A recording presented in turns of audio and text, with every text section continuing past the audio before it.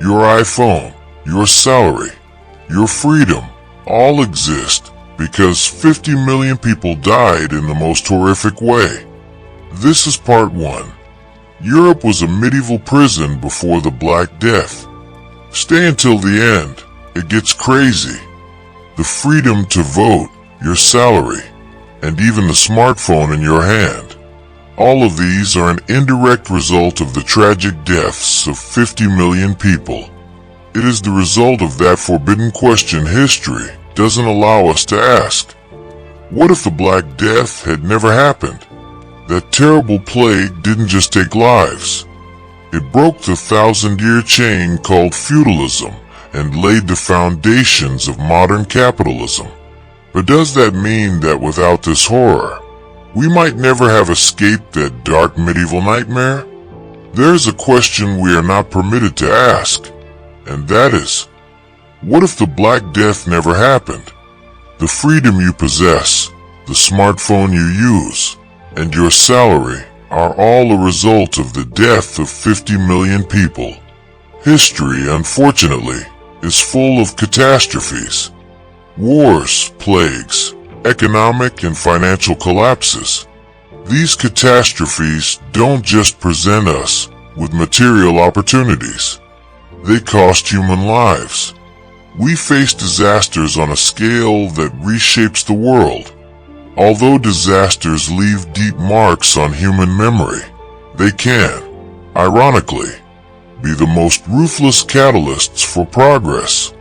Throughout history, there's one event with the potential to shape the rest of world history, and that is the Black Death. From 1347 to 1351, during a 4-year period of disease, the event was the Black Death. These 4 years were enough to shatter a millennium-old order and change it irreversibly. It is estimated that this pandemic killed 1/3 of Europe's population, and by some estimates, half. In Florence, 80% of the people died. Some villages were completely wiped off the map. This loss was not just a mathematical percentage. It meant the collapse of a civilization's cultural and economic backbone. Families, neighbors, and villages vanished overnight. This is not just a statistic. At its heart, it is a traumatizing event. This is where we must stop and ask ourselves the forbidden question. This question could change how you see your freedom, your job, and even your world. Was it worth it? Let's meet in the comments. What if 50 million people hadn't died? What future would we be living in today? Would life be safer? Would there be fewer wars? Or would the world never have escaped the dark medieval nightmare? This what if scenario means rewriting not just European history, but global power dynamics, art, science, and the birth of individual freedom. Today, we are in pursuit of the greatest what-if question of all time. If you're ready, let's face a terrifying truth we don't know. First, click the subscribe button below, and don't forget to turn on the notification bell so you don't miss our next unknown journey. If the Black Death never happened, would there be a world? Pre-plague, a continent on the brink of collapse. To fully understand the impact of the Black Death, we must first understand the civilization it nearly destroyed and the state of the world at that time, namely 14th century Europe. It was a ticking time bomb. Overpopulation, famine, and the Malthusian Trap. Pre-plague Europe was not a calm, peaceful, or prosperous place either. It was overcrowded. By 1300, the population had nearly tripled from what it was 1,000 years earlier. People needed to be fed, but agricultural technology couldn't keep up with demand. Agricultural underdevelopment had pushed the population far beyond the land's carrying capacity. As farmers overworked the land, It became exhausted and crops weakened. Without new farming techniques or sufficient fertilization systems, yields continued to decline. People's basic food sources, grain products, were becoming inadequate. This is what economists call the Malthusian Trap. While the population grew geometrically, food resources grew arithmetically, and these two were incompatible. The result? Widespread famine.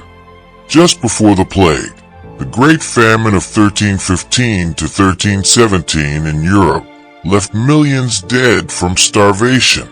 This period of famine showed how fragile society was at that point. Even before the plague arrived, Europe was on the verge of collapsing under its own weight. Even without the plague, demographic pressures were signaling disaster. Feudalism, the system lock. But the real problems weren't dirty streets or the economic system. Most people were trapped in a system called feudalism. As historian Barbara Tuchman pointed out, this was the long Middle Ages, a closed loop resistant to change. This system was built on a hierarchical pyramid. At the top were the landowning nobles and the church, and at the bottom were people with no rights. Movement was almost impossible. Imagine being a peasant in those days. You couldn't leave your village. You couldn't choose your job. Most importantly, you couldn't negotiate for your salary. You worked the fields, and most of what you produced was given to the lord of the manor. The peasant was left with just enough to survive. There was zero social mobility. For a peasant, life was spent where they were born, working their father's fields for their father's lord. There was no innovation, no hope, just cyclical poverty.